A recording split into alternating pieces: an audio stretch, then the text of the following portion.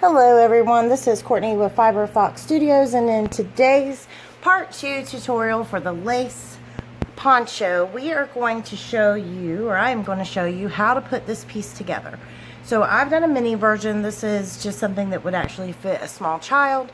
In this one, just in case anyone's interested, I chained 36 plus 1 at the end to create this panel, and there's 3 total repeats. I'm calling this a repeat. This is a full repeat of the stitch pattern, so there's 3 repeats on this particular piece. So you've got your 2 panels that you made exactly the same, and you're going to lay those out together just like I've done here, and you are going to match up your starting chain that you did right here.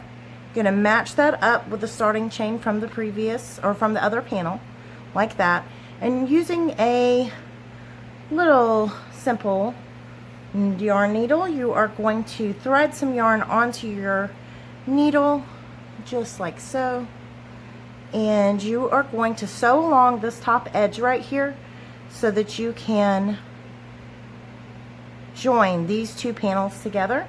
So I'm going to go ahead and show you how to do that, and we are going to start at either end. Doesn't really matter because our finished piece is going to have the 3rd panel joined to it. So I'm going to go ahead and start right here, and you're just going to find your first stitch that you began in, and you're going to go ahead, and I'll bring this up towards the camera. You're going to go ahead and put your yarn through, and you're just going to go 1 stitch in each of those loops. You can do a whip stitch if that's what you're familiar with. Once you get started, it's pretty easy to do. And hopefully I'm close enough to the camera because I've had to zoom out quite a bit so that you can see the actual panels and how we're laying them out.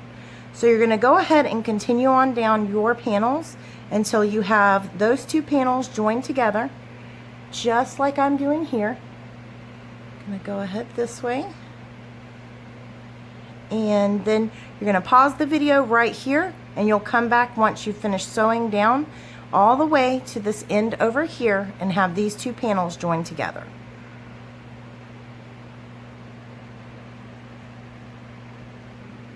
So now we're going to go ahead. We've got our 2 panels joined here. We're back up at the top. This is where we join them together in my case. And this is the bottom, and your bottom is kind of a scalloped edge, and that's looks really pretty just as it is. So what we are going to do is, here is my smaller panel. This is my 3rd panel. It was made with only 2 repeats in this case because of I only have 3 here, and 1 just was not looking right, so I did 2 if you're going to try to recreate this for a child.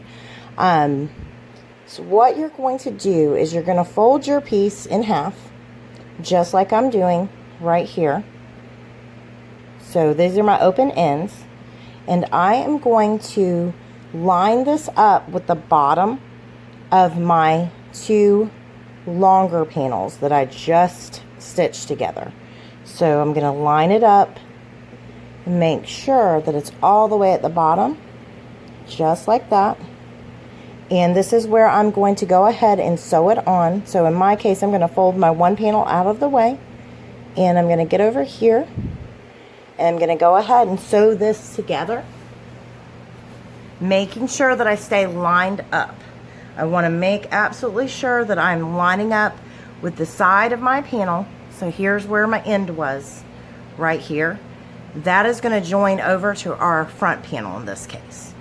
So we're going to go ahead, line everything up, attach our yarn with our little needle, and we're going to go ahead and start joining those, same as what we did on the front.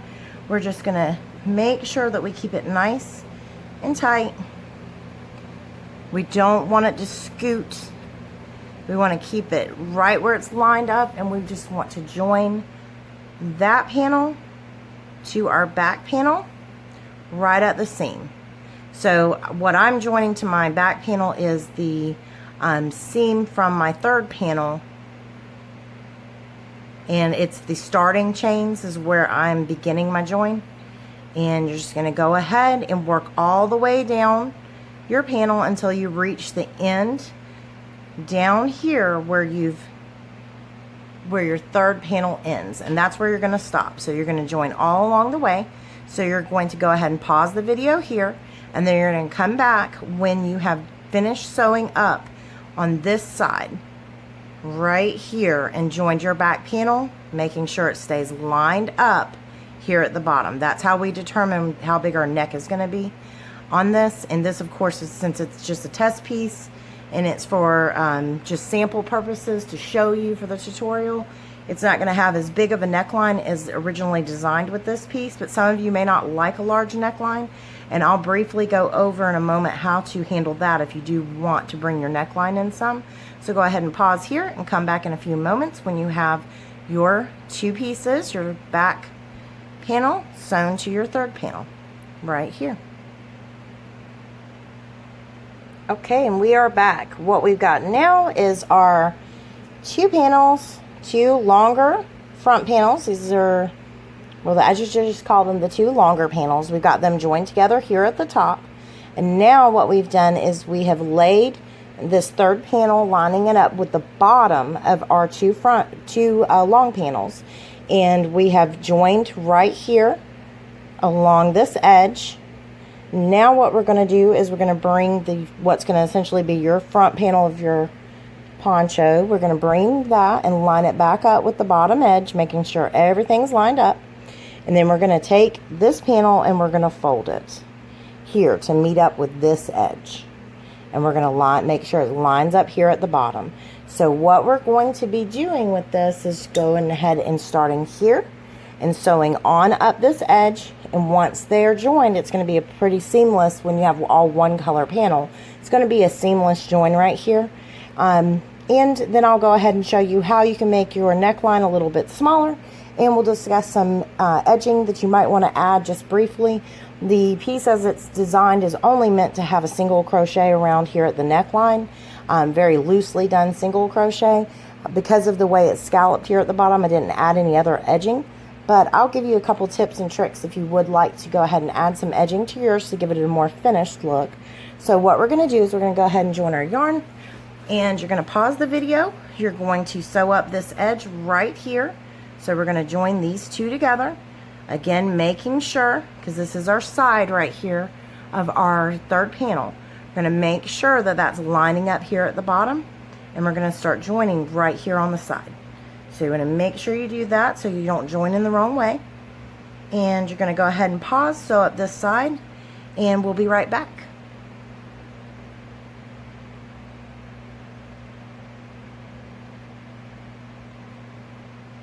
All right, and we are back. So you've got your panels all sewn together. Here's our seam that we did here. Here is our seam that we did here for our third panel, the smaller panel joining it. And here's the seam on the other side. So when you lay the piece out, and I like to go ahead, wherever I've sewn in, I like to turn it in like inside out, I guess you would say. Flip it around. And obviously I've got my tails going on here. But you're going to go ahead and lay it out. And when you lay it out, that's where you see that asymmetrical look. It depends on how you put it on your body. If you go more this way with it, then the points right here by these corners are going to hang more over to the side, and that's how I was wearing mine in the thumbnails. So this makes a really cute piece. And the other tip I have to share with you real quick in this little tutorial is if the neckline is too wide for you, you prefer a smaller neckline, then all you're going to do is here where you were joining that third panel, you're going to just simply sew up a little bit more. I don't need to for this small one, and this is not the same type of stretchy yarn, but let's say that we're pretending that we're using the same yarn that we use for the adult panels, and all you would do is just sew up just a little bit more, and you could do that on each side if need be, and that would give you a smaller neck opening, head hole, whatever you want to call it. But the opening for the neck would then come in some, and with the drape of it, it will disappear and it will not look weird. You won't have any weird little humps or anything like that. So if you wanted to do that, you would just continue to sew on up as you are finishing up with your sewing. When you reach the top at the neckline, just go ahead and do a few more stitches, and stop, take it, put it on, try it on, see if you like it, lay it out so you can see whatever you prefer. So here I've got it turned slightly different, and this is also another way that you can wear this piece. I've got it out the long way, and the points would be down on your side. So there's a lot of different ways that you can wear this. It really depends on what you personally want it to look like. And if you decide that you want to add a trim to it, I do suggest doing single crochets just right around here at the neck opening. Very, very simple. You could even do a peacoat right here. The peacoat edging I think is really cute. That's always one of my go-to and favorites just because it's so simple and anyone can do it. Make sure that you tie in all your loose ends yet. Haven't bound that off yet, so we're going to just fight with that for 1 second. Go in here, find any stitch that I can get my hook into. I'm going to go ahead and pull up a loop. I left an extra long tail, but you would always just add any yarn if you wanted to go ahead and do an edging. So I'm doing a chain 1, and then I'm going to start single crocheting. I prefer to have 3 single crochets, and then on the top of the 4th is where I do my peacoat. That's just my personal preference.